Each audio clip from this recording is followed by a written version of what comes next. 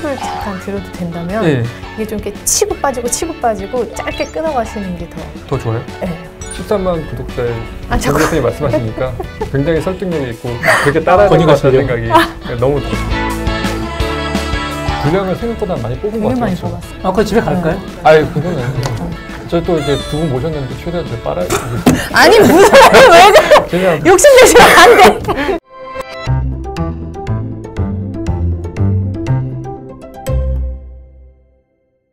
근데 지금 계속 얘기가 나오는 게 저희 콩쿠르 얘기가 나오고 있잖아요.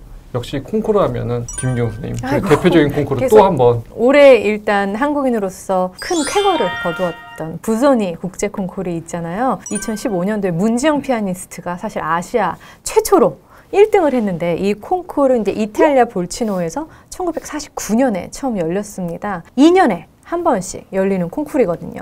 근데 올해가 이제 63회였는데 재미있는 건 까다롭기로 소문난 콩쿠르이 바로 이 부조니 콩쿠르예요. 그 말은 1위 없는 2위, 그러니까 1등 주기를 너무 싫어하는 거예요. 그래서 아무리 잘 쳐도 자기네들이 객관적으로 심사위원들이 봤을 때 아, 이 친구는 수상은 하지만 1등에 해당하지 않는다라고 판단이 되면 1등을 주지 않는 콩쿠르로 유명해서 첫 3회는 1등 없이 계속 2위만 입상을 했답니다.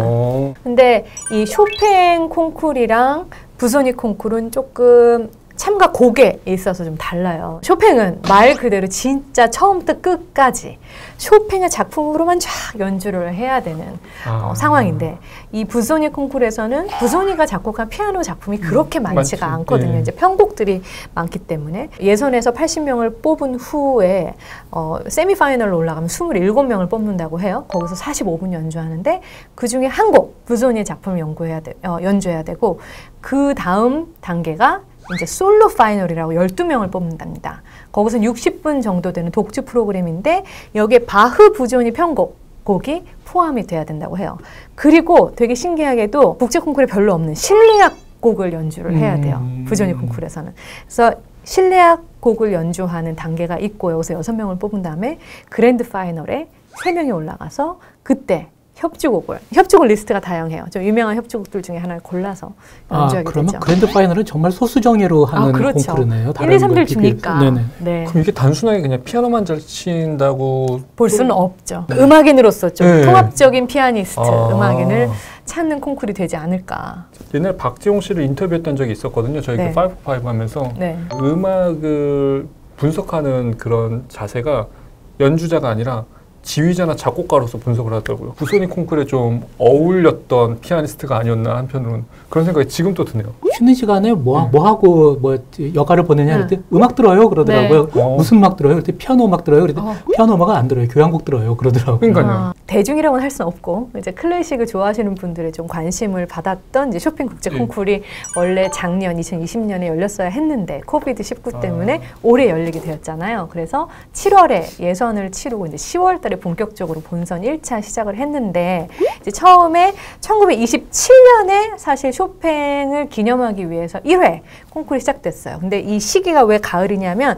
쇼팽이 10월 17일 날 이제 사망을 했거든요. 그래서 그 전후로 이 콩쿠르를 개최를 하고 10월 17일에는 레퀴엠을 연주를 하면서 기념을 한답니다. 모차르트의 레퀴엠은 쇼팽이 가장 좋아했던 모차르트 작품이고 자신의 장식 때 꼭 이 곡을 연주해달라는 곡이었어요. 저 이번에 중계하면서 보는 게 되게 권위주의적이거나 뭔가 그런 모습보다도 되게 그 콩쿠르 진행 과정이 좀 스스럼 없이 그런 분위기에서 진행되는 거 보고 아 이게 컴피티션이 맞나 그냥 마치 약간 축제 같다는 그런 느낌 좀 들더라고요. 1위를 호명하는 그 장면도 보통은 이제 무대 위에 이렇게 수상들 따면 다 그러니까요. 앉아있는 가운데서 잠옷 입고 나와가지고 근데 거기서 아주 혼란스러운 분위기 어떻게 말하면 혼란스러운 분위기. 그냥 거기다가 뭐 와인 하나 샴페인 하나 들고 있으면은 그냥 파티 같은 느낌? 그렇죠. 맞아요. 조성진 씨 쇼팽 수상할 때도 옆에서 그 아물랭이 이러고 보고 있다가 등을 툭툭 야 너 1등인가 봐. 굉장히 재미있는 장면이었거든요. 그리고 사실 올해는 이제 참가자들이 좀 많아서 그런지 심사위원들이 코비드 때문에 너무 열심히 준비한 이 참가자들에 대한 애정이 넘쳐나서 그런지 조금 많이 뽑았어요. 그래서 어쨌든 결선에 원래 6명 6등까지 주어지는데 아무리 많이 뽑아도 8명이나 지금 공동 2위, 3위가 나온 콩쿠르죠. 근데 이번에 한국인 진출자들이 7명이 본선에 올라갔어요. 이름 기억하시나요? 지금 아까 전에 이거 다 기억은 못하죠. 가주현, 박연민, 그다음에 박진영 남자 피아니스트, 이재윤 여자 피아니스트, 최영록, 이혁, 김수연. 조금 안타까웠던 건 이 얘기는 나가도 좋고 안 나가도 좋은데 그 진행 상황이 뉴스거리가 안 되더라고요. 1차 올라가고 2차 올라가고 근데 딱 결선에 이혁 피아니스트가 올라가니까 막 뉴스에 보도가 되는 거예요. 네, 뉴스의 속성이 그렇습니다. 그렇죠. 네. 그런데 사실은 최영록 피아니스트를 포함한 이혁 피아니스트를 포함한 그 7명의 피아니스트를 너무 훌륭한 무대를 보여줬고 각자의 이제 팬덤이 생겼어요. 이 쇼팽 콩쿠르 유튜브 스트리밍을 통해서. 그래서 저는 그게 가장 이번에 좋은 열매? 어쩌면 우리에게 남긴 그 자산이 아니었나. 앞으로 이 연주자들이 자신이 피아니스트 길을 걸어갈 때 한 분 한 분의 팬덤이 생긴데 또 우리 김윤경 선생님이 큰 역할을 해주셨고 하려고 노력했습니다. 다음에도 기회가 된다면 혼자는 못할 것 같습니다. 전반적으로 우리나라 그 신예들이 해외 대회에서 수상하는 횟수가 많아졌을 뿐만 아니라 그 연령대도 줄어들었어요. 그 아주 어린 시기부터 국내에서만 연마한 학생들조차 세계 대회에서 인정을 받을 기회가 점점 많아졌습니다. 한국 아티스트들이 이렇게 콩쿠르에서 잘하는 이유가 뭐냐? 그런데 제 기억에 한 가지 분명히 남아있는 게 조성진 씨가 15살 때 동아일보가 선정한 10년 뒤를 빛날 한국인 100선 내서 100명 중에 최연소로 선정이 됐어요. 10년 뒤에 그 한국의 모습이 어떻게 돼 있을 것 같냐라는 걸 물어봤더니 음악을 공부하기 더 좋은 환경이 돼 있을 것 같아요. 라고 그러더라고요. 네, 어떤 의미에서 그렇습니까? 조성진 군? 하고 물어봤더니 자기의 동료들이나 이제 음악계를 보면은 뭐 유튜브라든가 그 디지털로 자기가 원하는 걸 탐색하는 경우가 훨씬 늘어나고 있다. 20년 전에? 자기 선배들에 비해서 그 얘기를 10여 년 전에 했거든요. 그리고 실제로 최근에 보면은 저희 서울국제음악 콩쿠르는 저희 서울국제음악 콩쿠르는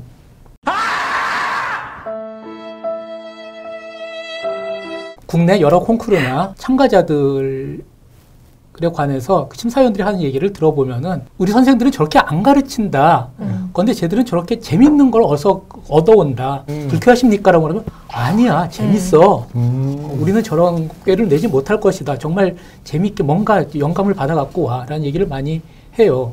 제 생각에 만약에 한국이 클래식계에서 잘하는 이유가 있다면 그 중에 하나는 초고속 인터넷 환경과 결부된 어떤 디지털에 대한 친화력이 높다. 전 세계의 정보풀로부터 배우려는 의욕이 높다. 뭐 이것도 한 가지 이유가 되지 않을까 이런 생각을 했었습니다. 혹시 주식 하세요? 주식. 어머나, 네. 하세요? 어떻게 하셨어요? 저는 사실 그냥 관심만 갖고 있고 가끔씩 경제 방송 좀 몇 개 보는데 뭐 올해 이제 경제 용어 중에서 가장 키워드가 디지털 전환이에요. 사실 이 디지털 전환이라는 이 용어 자체가 이제 지금 클래식 시장에도 많이 적용이 되고 있거든요. 코로나로 인해서 공연을 하지 못하면서 그 돌파구의 하나로 이제 디지털 전환으로 많이 이제 방향을 꾀하고 있는 것 같아요. 최근 영상화 이런 사업이나 아니면 디지털 콘텐츠 사업에 대해서 저희 이제 모든 아티스트 및 기관에서 열을 올리고 있는데 이런 이제 디지털 전환에 대해서 이제 기자님께 여쭤보고 싶은 게 이제 이 이후에는 또 이런 디지털 전환이 이제 클래식 어떤 음악 산업과 어떻게 이제 맞물려서 갈 수 있을까? 새롭고 낡았다 이런 생각을 해요. 디지털이요? 네, 디지털 환경하면 우리가 두 가지 측면을 볼 수 있는데 하나는 인터랙티비티라는 측면에서 보면 새롭죠. 코로나로 인해서 공연장에 가지 못하고 대리 체험을 하지 않았습니까? 이 대리 체험은 150년쯤 된 환경이란 거죠. 에디슨이 축음기를 만들고 베를리너가 이거 납작판을 만들어가지고 프레스로 찍어내가지고 우리가 그 집에서 음악을 들을 수 있게 된 다음에 연주자와 감상자가 분리된 대리 체험은 늘 존재해 왔던 거라고 생각을 해요. 시시한 체험이냐, 가치가 없는 거냐, 저는 그렇게 생각하지 않습니다. 그 증거가 접니다. 저는 음악 애호가로 컸지만 제가 대학 입학하기 전에 음악회를 가본 경험은 5손가락 안에 들어요. 나머지는 라디오와 음반으로 체험했죠. 그리고서 음악 애호가가 되고 공연장을 찾아 나서게 된 거죠. 물론 실제 음악회 체험은 완전히 차원이 다른 것이었습니다. 다른 사람들의 열광에 실시간으로 동참하고 갈채를 보내고 무대 위에서 인사하는 연주자의 미소에 직접 응답하는 그런 경험은 완전히 새로웠던 거죠.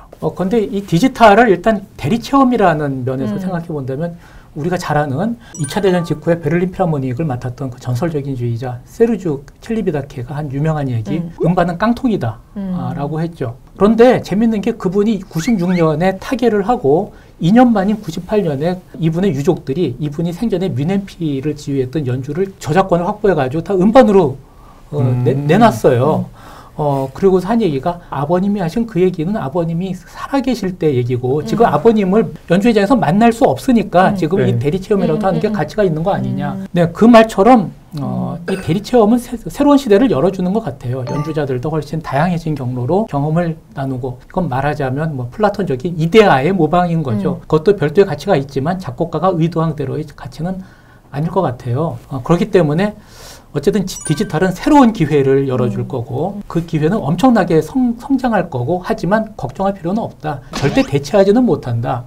우리가 100채널 마이크로 녹음을 해가지고 실제로 99.99 같은 음향을 제공한다고 해도 수용자는 만족하지 못할 겁니다. 우리 거기 참여한다는 거는 직접 누리지 못하니까요. 그래서 같이 성장하면 최선이 기를 텐데 이렇게 음반과 방송으로 성장한 음악팬이 음악회를 가는 것처럼요. 제가 보기에는 해외의 오케스트라를 보면은 굉장히 전략은 엇갈려요. 어떤 그 오케스트라는 절대 영상을 공개하지 않고 프랑크푸르트 방송경악단 같은 경우는 굉장히 많은 영상을 유튜브로 올려요. 그런데 유튜브를 운영하는 사람이 거기다 1분이 아니라 뭐 10초만 인용하면 바로 이제 차단돼 버립니다. 그 저작권을 굉장히 엄격하게 하기 때문에 네. 대체로 독일 악단, 특히 방송교향악단들이 방송은 브로드캐스팅 넓게 던지는 거니까 더 적극적인데 훨씬 많은 악단들은 연주를 공개하지 않는 것 같아요. 어쨌든 이 디지털은 뭐 김용현 선생님이 가장 잘 아시겠지만 잠재적 음악 애호가들에게는 진입의 경로로 활용될 수 있고요. 그러면 어떤 라이브의 대체제가 아니라 함께 성장하는 게 아닌가. 팬덤을 만드는 경로가 되고 관심과 화제가 디지털 중심으로 성장해서 이게 전체 음악 산업을 성장시키고 그리고 교육 프로그램에도 수많은 기능을 할 수 있을 것 같은데 그 강론과 구체적인 내용은 김용현 선생님께 아니 저는 들으면서 너무 훌륭하게 답변을 해주시고 끝에 마무리까지 훈훈하게 해주셔가지고 마무리는 함께 성장한다는 그게 저도 그러니까 동의하는 바거든요. 온라인 오프라인이 이제는 같이 가야 되는 시대에 우리가 지금 직면해 왔어요. 사실 코비드로 인해 우리가 상상했던 것보다 훨씬 지금 빨리 전환이 될 수밖에 없었거든요. 왜냐하면 살아남지 못하니까 그거를 통해서 굉장한 혼란이 왔어요. 그리고 아직도 좀 혼란 가운데 있는 사람들도 있고 어려우니까 어려운 산업이기 때문에 새롭고 근데 연주자 관객의 관계가 좀 저는 변화되었다고 생각해서 장단점이 지금에 있는 시기라고 봐요. 일단은 무관중 연주로 할 수밖에 없는 상황이었잖아요. 작년에 연주들이 없으니까 맞아요. 처음에는 거의 아무도 안 받겠죠. 그리고 보는 사람만 보고 또 어떤 사람은 무관중 연주가 뭐 얼마나 나한테 큰 감흥이 있겠어. 실질적으로 연주에 대한 집중도가 확실히 떨어지고 제가 아무리 쇼팽 콩쿠르 연주를 집중해서 봤다고 하더라도 순간 힘들고 뭐 하면은 이렇게 다른 곳으로 빠져들고 뭐 연주회장에서도 그럴 수는 있는데 좀 달라요. 근데 이제 장점은 일단 자라나는 새싹들 아까 조성진이 10년 전에 얘기했던 것처럼 그들은 이미 너무 훌륭한 완벽한 다양한 그런 음악가들이 유튜브에 이렇게 너무 제공이 많이 되기 때문에 훨씬 더 성장할 수 있는 이 인프라가 크고 넓다. 그래서 잘하는 애들은 그게 이제 좀 플러스가 될 것 같아요. 그리고 이런 디지털 산업의 발전, 뭐 이제 유튜브, SNS를 통한 홍보고 소통의 이제 도구가 되는데 쇼팽 콩쿠르 같이 꼭 1등이 아니더라도 그냥 나만의 팬덤을 기자님 말씀하신 것처럼 구축할 수 있는 아주 획기적인 기회, 그걸 기회로 만들 수 있는 인프라가 돼서 같이 가야 되는 지금 현실 가운데 우리는 있다고 봐요. 저희도 작년에 이제 이런 상황이 갑자기 막 공연을 다 취소가 되고 하니까 그럼 우리 이제 앞으로 어떻게 해야 되냐 뭐 그런 간담회도 되게 많이 했거든요. 그러면 결국에 이제 방송이나 아니면 이제 디지털 콘텐츠가 대체할 수 있느냐라고 했었는데 지금 말씀하신 것처럼 그런 공연장에서 느낄 수 있는 감동이나 교감은 공연장 외에 다른 곳에서는 절대 느낄 수 없다라는 게 이제 좀 어느 정도 다시 다 인식은 하고 있는 것 같아요. 왜냐하면 여전히 공연장을 그리워하고 있으니까. 근데 이 디지털 콘텐츠는 그러면 어떻게 갈 것이냐. 말씀하신 것처럼 동행하는 게 맞는 것 같아요. 예를 들면은 공연 전에 이 공연을 위해서 어떻게 우리가 사전에 교감하고 어떤 정보를 습득하냐에 어떤 교감이 있을 수 있고 공연 이후에는 그때 공연의 감동을 리마인드 시켜주는 그런 역할을 할 수 있겠더라고요. 물론 공연장이랑 똑같이 감동을 줄 수는 없겠지만 내가 그때 받았던 감동을 그냥 영상만 보는 것보다는 새록새록 기억을 다시 되돌려주는, 그리고 그때 연주회 때 미처 듣지 못했던 것을 또 다시 한번 들려주는, 약간 보완하는 개념? 예, 그래서 사실 말씀하신 대로 이런 디지털 콘텐츠가 완전히 뭔가 이제 현재 공연을 대체할 수 있다기보다도 전반적으로 관객들이나 어떤 시청자나 아니면 청취자나 이런 모든 분들이, 콘텐츠를 소비하는 모든 분들이 더 다양한 경험과 기회를 가질 수 있게 됐다. 약간 이렇게 저도 좀. 연주자의 측면에서는 디지털로 인한 음악회 싫어요. 아, 저 그거 물어보려고 했어요. 100% 싫어요. 저는 기록에 남는 것 때문에 싫은 거는 아니고 이제 연주자마다 다른데, 사실 굉장한 잣대를 가지고 판단받을 수 있는, 비판받을 수 있는 도마 위에 올려지는 느낌이 들어요. 사실은 무대에서 연주는 그 감흥으로 우리가 여운으로 안고 가는데, 화면에 기록으로 나오면 계속 돌려보기도 할 수 있고 이렇잖아요. 그래서 음악이 아닌 뭔가 판가름의 잣대로 사용이 될 수도 있다는 것도 그렇고, 청중과 같이 호흡해야 되는데 박수, 뭐 제가 무슨 말을 했을 때 청중에서 오는 반응, 연주가 끝나고 그 누군가의 이런 숨소리에 우리들은 다 감동하고 그게 서로 오가면서 그 교감, 공감이라는 거를 이루어내는데 그게 전혀 되지 않은 그 메마른 상태. 그게 사실은 연주회 입장에서 굉장히 싫잖아요. 그런데 긍정적인 측면에서는 사실은 훨씬 더 많은 대중에게, 불특정 다수에게, 옛날에는 무대가 클래식 애호가에게만 국한된 곳이었다면, 왜냐하면 음악을 좋아하지 않으면 못하러 공연을 보러 가요. 그쵸. 그런데 그냥 화면에서 클릭만 해서 우연이라도 볼 수 있으면 쉽게 접하니까 그냥 불특정 다수에게 조금씩 더 퍼져나갈 수 있는 계기가 된다는 거. 사실 제가 굉장히 보수적인 성향의 사람이라 웃기죠? 소소한 클래식 사랑해주세요. 굳이 이렇게 해야 되나? 라이브 아니면 하고 싶지 않아 라는 경향이 굉장히 강하지만, 이 시대를 살면서 또 이렇게 격변하는 사회에 있기 때문에 우리가 받아들이고 같이 협력해서 가는 게 옳다.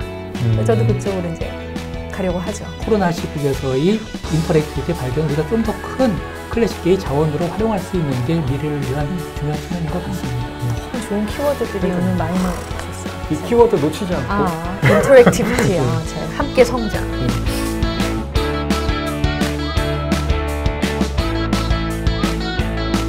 화장을 안 하고 하세요, 보통 촬영 때? 저요?